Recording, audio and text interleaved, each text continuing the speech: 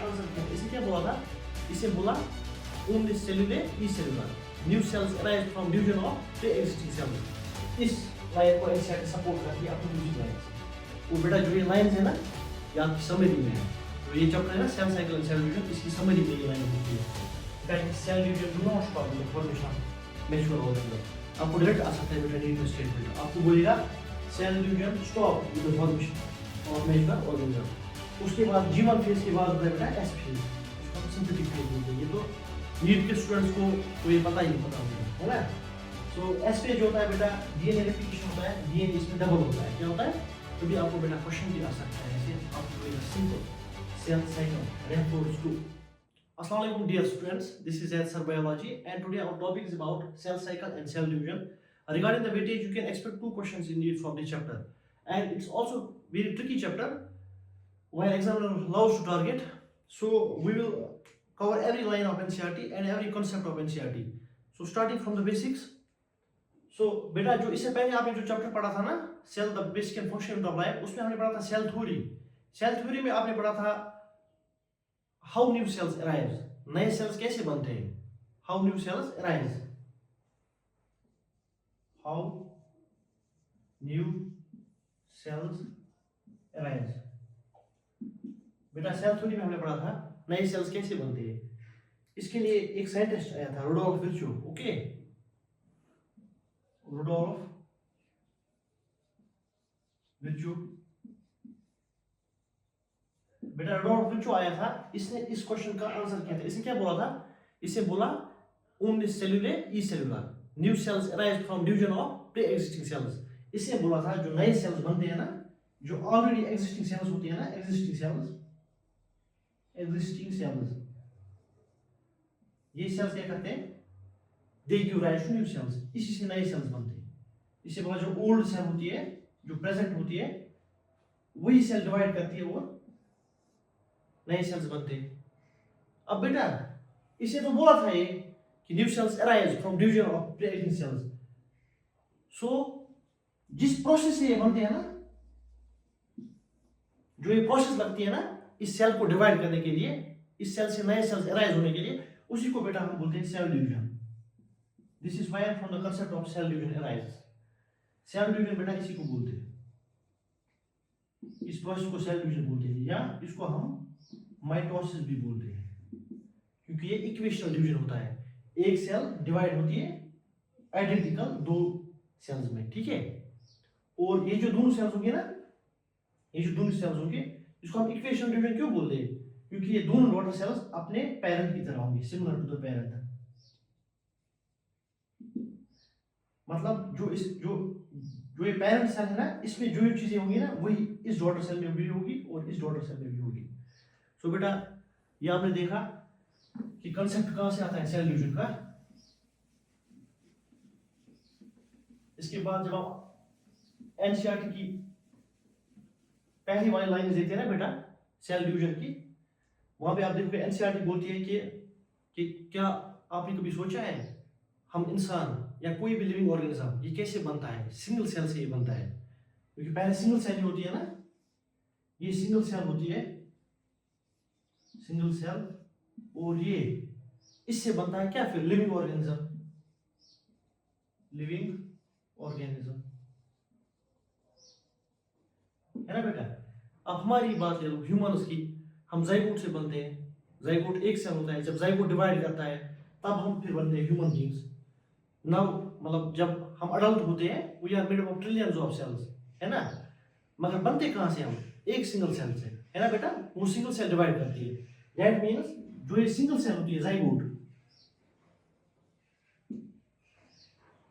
It undergo continuous cell division. That means ये cell division करता है जाइगोट, तब एक सेल से हम लिविंग ऑर्गेनिज्म बनते हैं, स्ट्रक्चरल लिविंग ऑर्गेनिज्म। हमारे स्ट्रक्चर, हमारे पार्ट्स, हमारे ऑर्गन्स बनते हैं एक सेल जाइगोट से। वैसे ही बाकी लिविंग ऑर्गेनिज्म जो होते हैं ना बेटा, वो भी एक सेल से ही बनते हैं, ठीक है। आपकी एनसीईआरटी में पहला ही जो पैराग्राफ है ना, वहां पे लिखा है जो लिविंग ऑर्गेनिज्म होते हैं ये सिंगल सेल से अपनी लाइफ को स्टार्ट करते हैं। सो मूविंग फॉरवर्ड,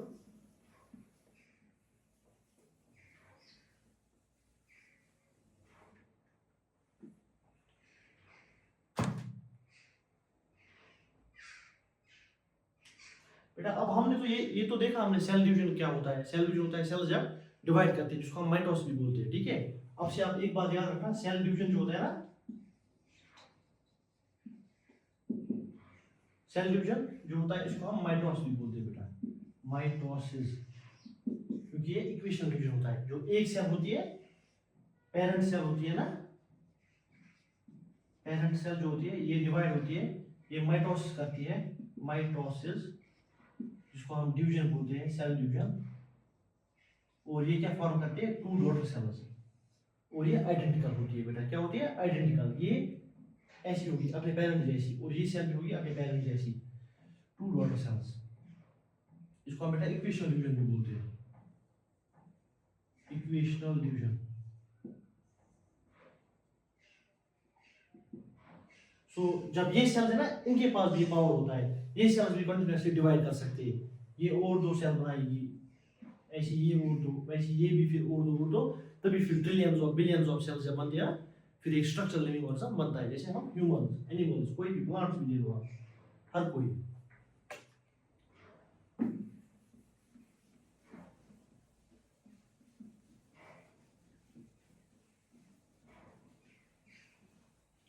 अच्छा बेटा, उसके बाद एक क्वेश्चन है, आप मुझे बोल सकते हो, जब एक ऑर्गेनिज्म मैच्योर होता है ना, आप ह्यूमंस का ही ले लो, हम ह्यूमन जब मैच्योर होते हैं ना, जब हम अपनी ग्रोथ, जब हमारी ग्रोथ, हमारे पार्ट्स, हमारे ऑर्गन्स की ग्रोथ को सैचुरेशन जब आती है ना, जैसे ह्यूमन हाइट को, हमारी हाइट को भी, वैसे बाकी पार्ट्स को भी जब सैचुरेशन आती है, जब हम मैच्योर होते हैं बेटा, उसके बाद फिर सेल डिवीजन और होता है?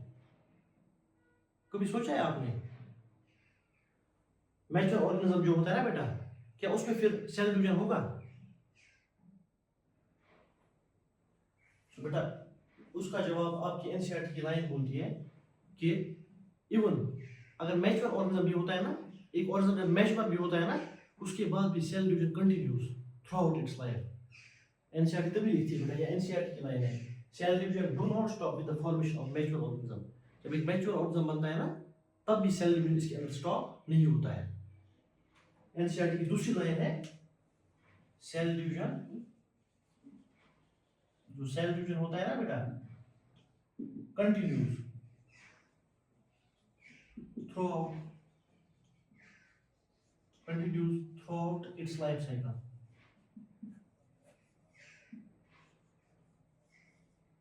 इस लाइन को एनसीईआरटी सपोर्ट करती है अपनी दूसरी लाइन से।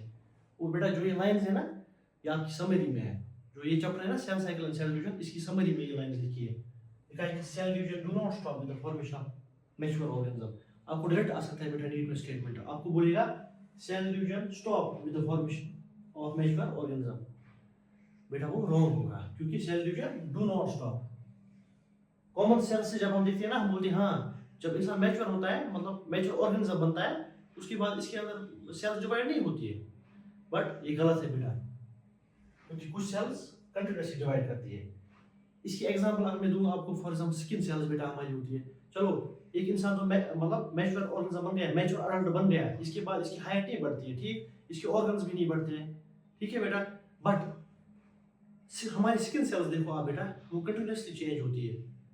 अगर हमें स्कार होता है टिश्यू पे, हमारी स्किन पे, तो skin cells continuously divide and form the new skin cells, है ना बेटा।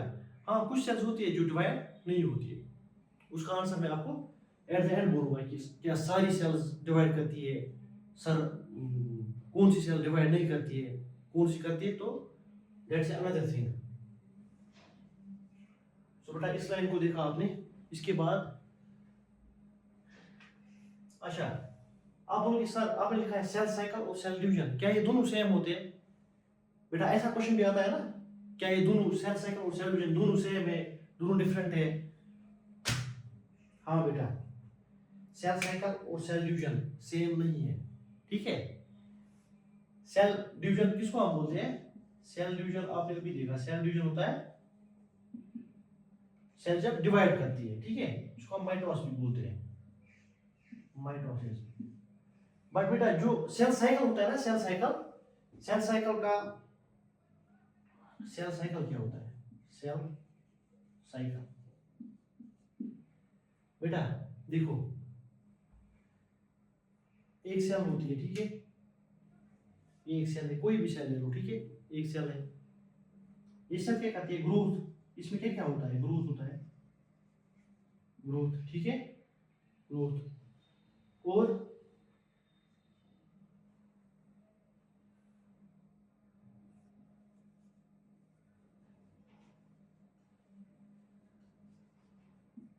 सेल कॉन्स्टिट्यूएंट्स भी इसमें होते हैं ना बेटा, सेल कॉन्स्टिट्यूएंट्स, ठीक है,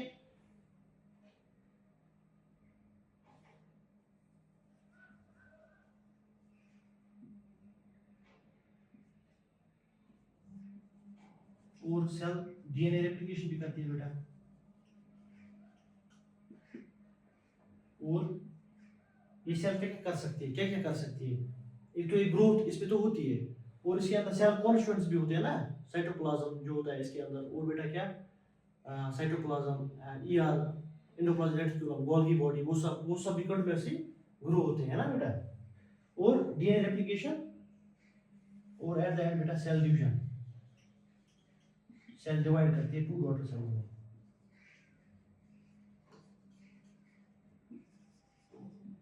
तो बेटा ये जो है ना सीक्वेंस, ये ग्रोथ, ये सेल ग्रो भी करती है, सेल कॉन्स्टिट्यूएंट्स को बढ़ाती भी है, और डीएनए रेप्लिकेट भी करती है अंदर, और at the end cell division भी करती है बेटा, इस सब को हम बोलते हैं सेल साइकिल, ये सब आता है सेल साइकिल में, ठीक है।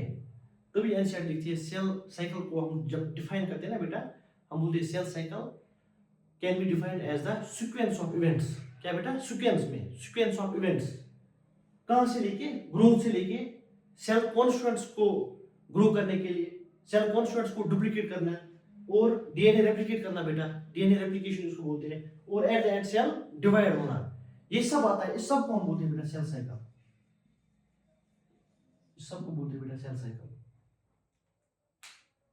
सेल डिवीजन तो बस ये है, सेल डिवीजन खुद पार्ट है सेल साइकिल का, ठीक है। या दूसरी बात, अगर मैं इससे इजी बोलूंगा ना आपको, जो कि आपकी एनसीईआरटी लिखती है, हम बोलते हैं बेटा, आपने देखा सेल डिवीजन, बेटा एक सेल डिवीजन से लेके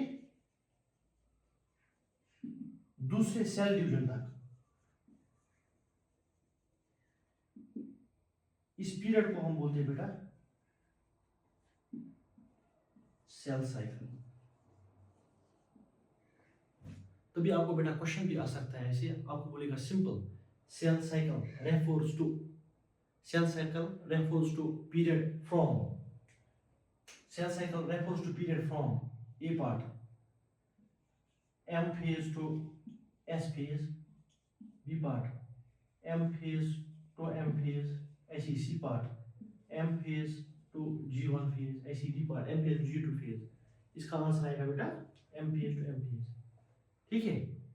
ये दो डेफिनेशंस हो सकती है सेल साइकिल की।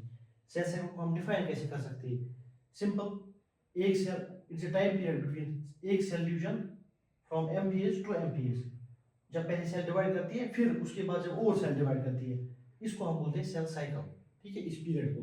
या cell cycle can be defined as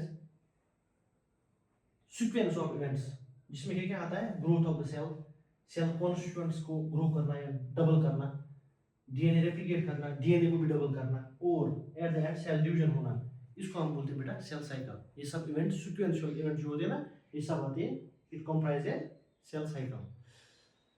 So moving forward,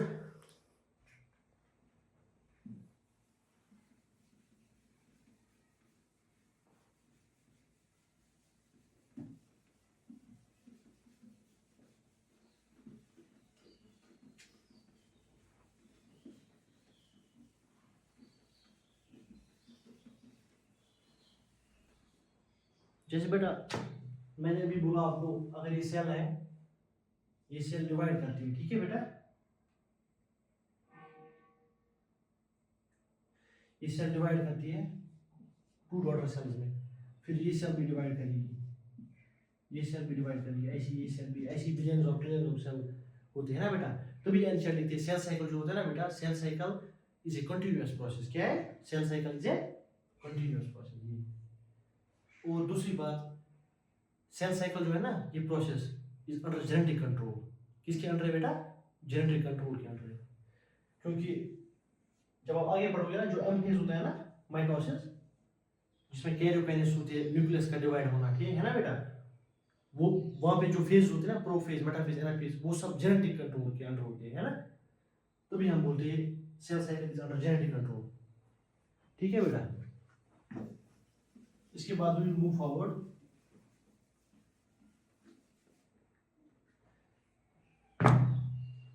अब हम जब बेटा सेल साइकिल को देखते हैं ना, सेल साइकिल, इसको हम बेटा दो फेज में डिवाइड करते हैं। कितने फेज में? दो फेज में। यहाँ पे मैंने लिखा है ऑलरेडी, ये सेल साइकिल को हम दो फेज में डिवाइड करते हैं। एक होता है इंटरफेज बेटा, और होता है एम फेज, ठीक है। इंटरफेज क्या होता है बेटा? Period of preparation of cell division, ठीक है बेटा। और एम फेज क्या होता है? Period of cell division. अब इसको जरा अच्छे से समझते बेटा। हमने बोला जो सेल होती है ये डिवाइड करती है, ठीक है, डिवाइड करती है टू डॉटर सेल्स में। बट इसके लिए कुछ इसके पास प्रिपरेशन तो होगी ना, पहले कुछ ये इवेंट्स हुए ना इसके अंदर, ये मत डायरेक्ट करेगी सेल डिवाइड, इसको कुछ तो चाहिए, है ना। कुछ रॉ मटेरियल इसके पास होना चाहिए, है ना, एक स्कीम होनी चाहिए इसके पास, क्योंकि हम बोलते हैं इट्स अंडर जेनेटिक कंट्रोल, ठीक है। और ये सीक्वेंशियल इवेंट्स होते हैं, जो सेल साइकिल होता है ये सीक्वेंस में होता है, पहले एक इवेंट होगा, उसके बाद दूसरा, उसके बाद दूसरा, ठीक है बेटा। सो अगर हम देखेंगे इस सेल साइकिल को हम फिर करते हैं दो फेज में डिवाइड, ठीक है। एक होता है बेटा इंटरफेज और एक होता है एम फेज। इंटरफेज आप मानो प्रिपरेशन, सेल डिवीजन के लिए प्रिपरेशन करना। जैसे आपको कल एग्जाम है, फॉर एग्जांपल आपको कल एग्जाम है, अब एग्जाम के लिए आप क्या करोगे? एक तो आपको एग्जाम लिखना है वहां पे, ठीक, वो तो पता ही है, बट उस लिखने से पहले आप क्या करोगे? घर में प्रिपरेशन करोगे ना। और आपकी प्रिपरेशन और एग्जाम देना है, ये टोटल आएगा आपके इस इवेंट में। जो आपका एग्जाम का इवेंट होगा ना कल, उसके लिए आप कल से प्रिपरेशन करोगे ना, you will prepare first.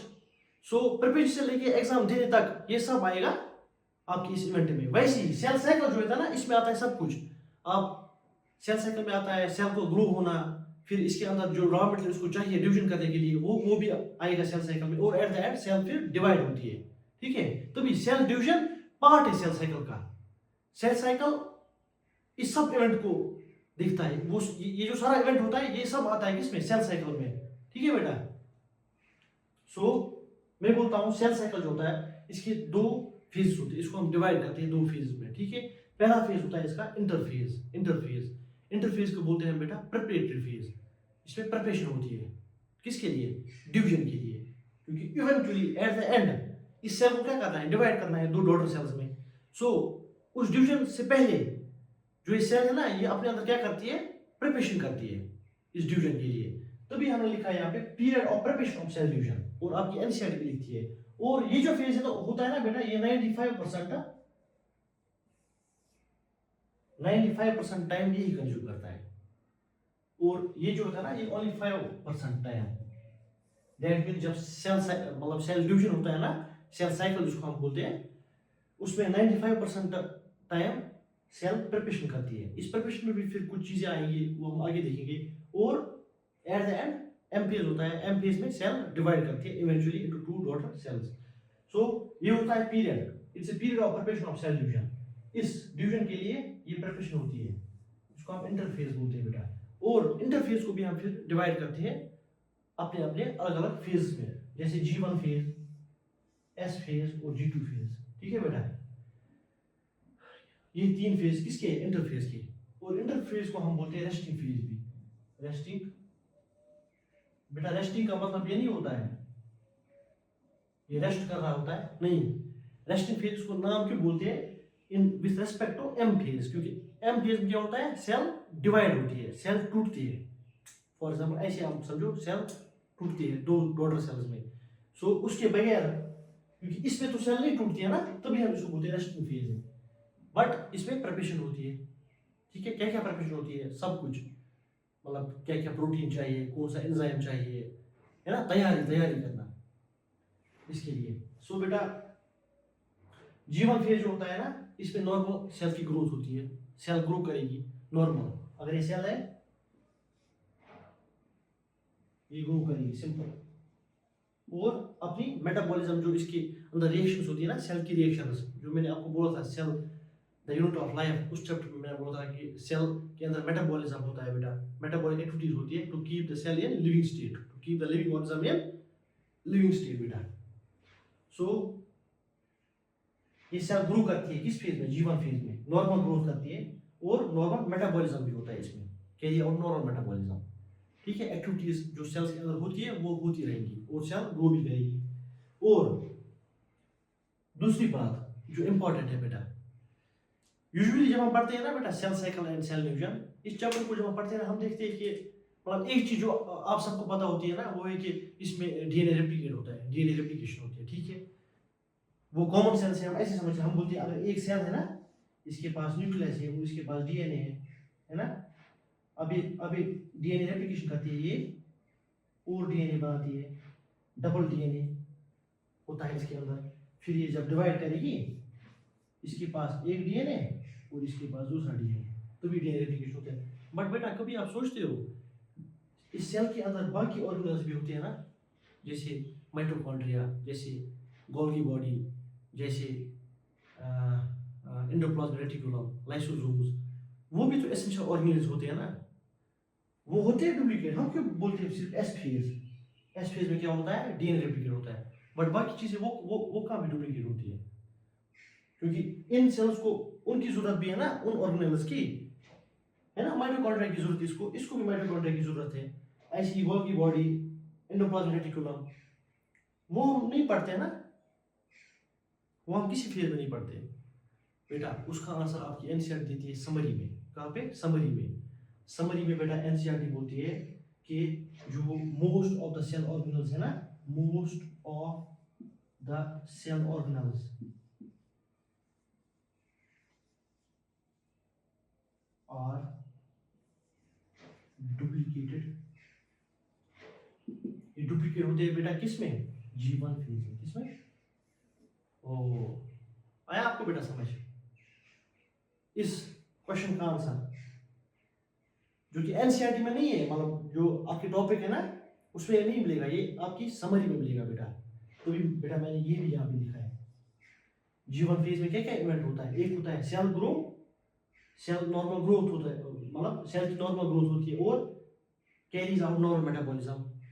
Activity जो होती है सेल के अंदर, रिएक्शंस, वो भी होंगी जीवन फेज में। और most cell organelles duplication occurs G one phase में बेटा। अगर आपको आएगा ना बेटा ये क्वेश्चन आप कि माइटोकॉन्ड्रिया, गोल्गी बॉडी, ये सब होती है सेल की ऑर्गेनल्स, ये किस में डिवाइड होती है, मतलब सॉरी ये किस में डुप्लीकेट होती है, इसका आंसर आएगा बेटा जीवन फेज में। उसके बाद जीवन फेज के बाद होता है बेटा एस फेज, जिसको हम सिंथेटिक फेज बोलते हैं। ये तो नीट के स्टूडेंट्स को तो ये पता होगा, है ना। सो एस फेज होता है बेटा, डीएनए रेप्लिकेशन होता है, डीएनए इसमें डबल होता है। क्या होता है? डीएनए इसमें डबल होता है। डीएनए इसमें, फॉर एग्जांपल अगर आपके पास 10 kg डीएनए है ना, अगर इस सेल के पास 10 kg डीएनए है ना, ये एस फेज के बाद ये 20 kg होगा। ऐसे आप समझो, नॉर्मल कॉमन सेंस से आप समझो। तभी मैंने बोला 10 kg को 20 kg होता है। एनसीईआरटी बोलते हैं अगर डीएनए आपका 2C होगा, ये बनेगा 4C। उसे अपने तरीके से एग्जांपल दी है, मैं आपको ज़्यादा आसान तरीके से एग्जांपल दी। डीएनए रेप्लिकेशन जो एस फेज होता है, इसमें डीएनए रेप्लिकेशन होती है। डीएनए रेप्लिकेशन का मतलब डीएनए डबल होता है, डीएनए का कंटेंट डबल होता है। सिंपल, अगर 10 kg था तो 20 kg बनेगा, क्योंकि आगे जाके इस सेल को 2 सेल्स बनानी है ना, 2 डॉटर सेल्स, उसको भी डीएनए चाहिए और इसको भी डीएनए चाहिए, तभी ये डबल करता है। ठीक है बेटा। तो और दूसरी बात जो है ना, एनिमल सेल जो होती है ना बेटा, आपने देखा होगा एनिमल सेल और प्लांट सेल डिफरेंट होती है। एनिमल सेल जो होता है ना बेटा, इसमें सेंट्रियोल भी होता है ना, centriole non membrane non organelle, ये उस चैप्टर में है cell the unit of life में, वहाँ पे centriole is non membrane non organelle present in animal cell. और वहाँ पे ये भी लिखा है कि ये सेल डिवीजन में मदद करता है। किसमें? सेल डिवीजन में।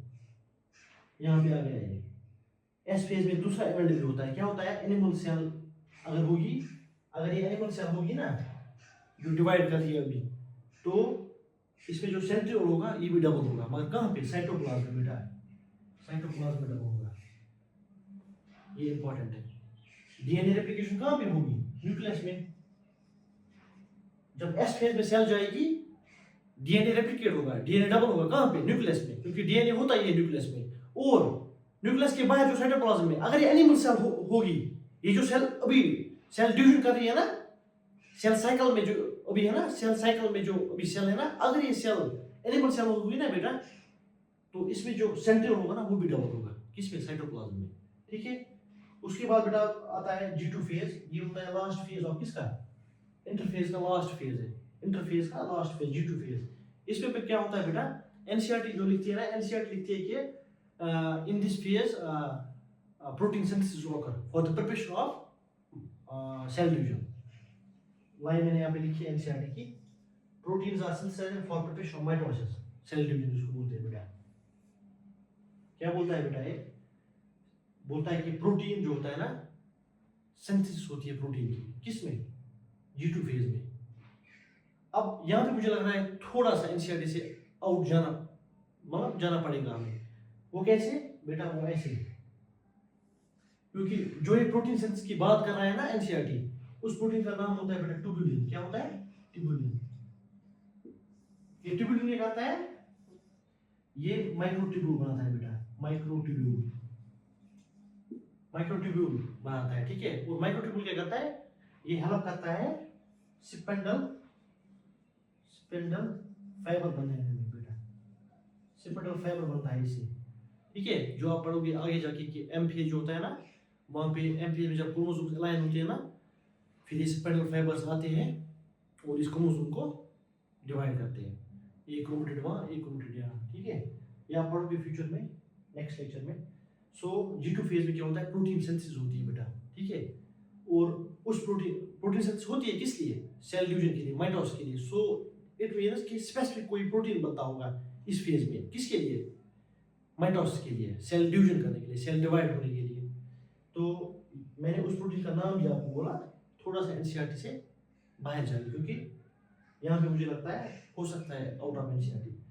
और बेटा लास्ट बात जो मैं बोलूँगा ना आपको, आपके सेल साइकिल और सेल डिवीजन के पहले पेज पे, मतलब पहले दूसरे पेज में आपको लिखा होगा कि साइटोप्लाज्मिक ग्रोथ जो होती है ना, वो कंटिन्यूअसली होती है हर किसी फेज में, चाहे G1 हो, G2 हो, M हो, कोई भी फेज है ना, इसमें साइटोप्लाज्मिक ग्रोथ कंटिन्यूअसली होती है। बट अगर आपको क्वेश्चन आया कि किस फेज में साइटोप्लाज्मिक ग्रोथ होती है, तो उसका आंसर आएगा बेटा G2 फेज।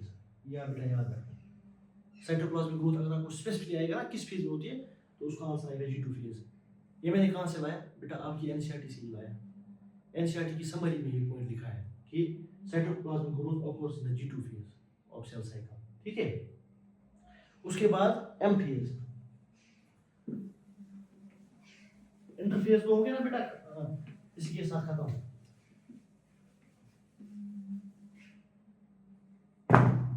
अब आ गया बेटा एम फेज।